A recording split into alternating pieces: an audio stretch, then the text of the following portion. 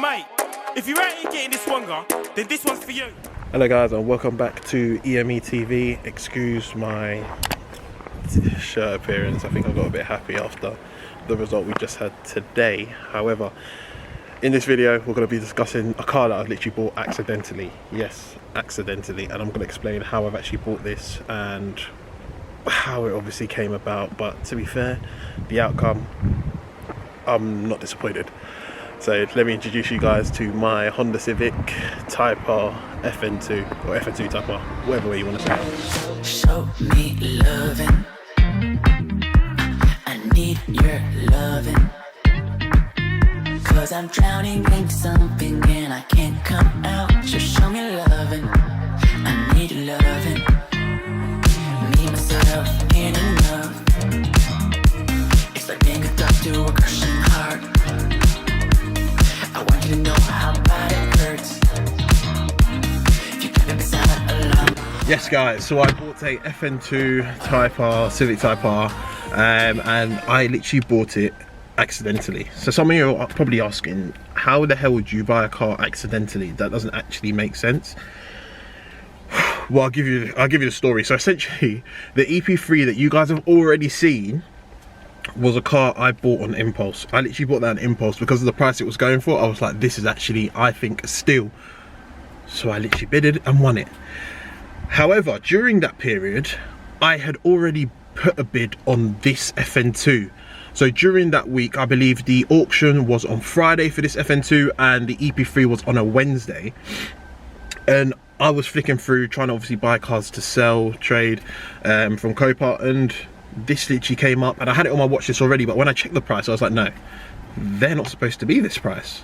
However, yes, granted it does have some heavy, the EP3 did have some heavy front end damage, but I was still like, no, this still is a steal.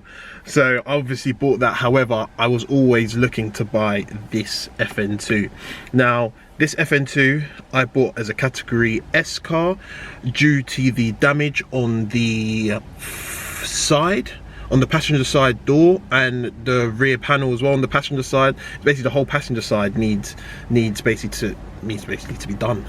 It's not great. I'm going to be taking it to a body shop in order for them to do it. However, this car has not just been categorized once, it's been categorized twice as well. What? Now, before I bought it, I bought it as a Cat S, but before that it had been Cat N. I haven't done the research into what year that was.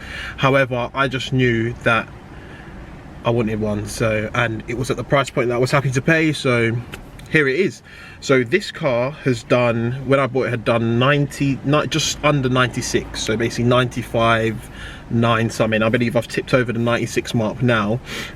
I've driven it 100 miles, and there's already a couple things that I've obviously seen that, or I felt even on the car, that I'm like, that's not too great, and that's not quite what I expected. However, when you do buy cars from auctions and so on and so forth, especially cars like this, because obviously, as I've always said, I've been looking for an FN2, and when I do buy one, I'm not looking to sell it. It'll always be in my garage no matter what. I don't really mind putting the money into it. However, I just want it to be right.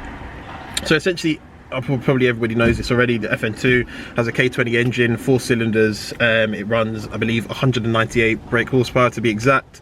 I think they're a great car. I mean, my first car I ever bought was a Honda Civic Type S.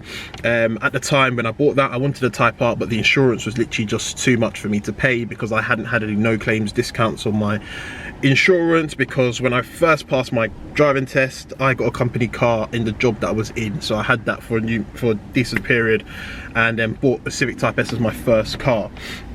Now this car, I believe this is a GT pack car as well, I believe, because you've got the temperature gauge on the passenger side, and I believe there's a few more added bits to the GT pack that you get in it. But as I said, this car, first and foremost, I got the scare of my life when it arrived. So when it arrived, I was actually at work. I was traveling back from the office to obviously come and see the car, and my friend who had picked the car up said, oh, the clutch is bad. the clutch isn't good. And I'm like, no, are you being serious? He's like, yeah, you have to push it in, because as soon as it came back, I wanted it to get washed because I wanted to test out the car and see what I had to change immediately. And when doing so, he said when he took it off his truck to give it to the car wash, he wasn't able to put it in gear because the clutch, it just wasn't going into gear. So I was just like, oh, here we go, like a money pit.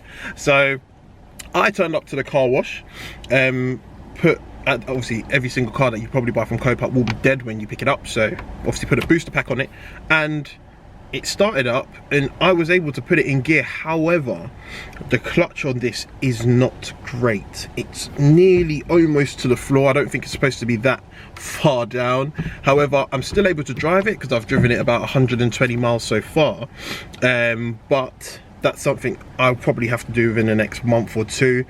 And also, unfortunately, I've banged on about this a lot of times in videos about when you buy a car, hopefully it comes with service history. Well, when you're buying cars from Copart, it is hit and miss with that. That goes out the window because you're risking it. And essentially on this car, it hasn't come with any service history.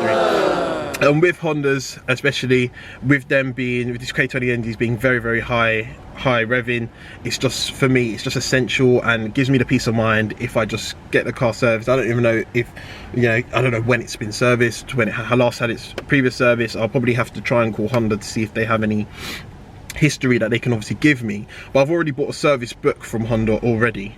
But yeah, I need to get it serviced, get the spark plugs changed and so on, because I mean, as I said, with it being such a high revving engine, you don't want any mishaps happen. Is it mishaps or mishapses? I think it's mishaps. I don't even know why I'm using that word, but yeah, you just don't want any trouble with you driving and obviously having fun, and then next thing you know, you hear a loud bang or something within the engine. So even though the K20 engine is very reliable, hence why I've bought this, because they are literally solid. As long as you look after this engine, change what needs to be changed. I mean, on Type Rs, I believe you need to look out for timing chains, because they tend to go around, I don't know, it tends to be around 80 to 100, 120, depending on how you've looked after the car, but they will need changes essentially. I've already got my mechanic to look at that. He said this doesn't need changing just yet, because I believe you obviously need to change it when it starts getting noisy, which mine isn't, but I'm happy with that. However, the clutch is the main issue. How much did I buy this for? So this specific car I got for 1900 from Copart, including fees, which for me, with this mileage and it being categorized to this extent, and not just once but twice, being Cat S and Cat N as well, Jesus, it's not too bad. I would say the market price for this at the moment will probably be around the 3,000 to 3,200 mark at the moment.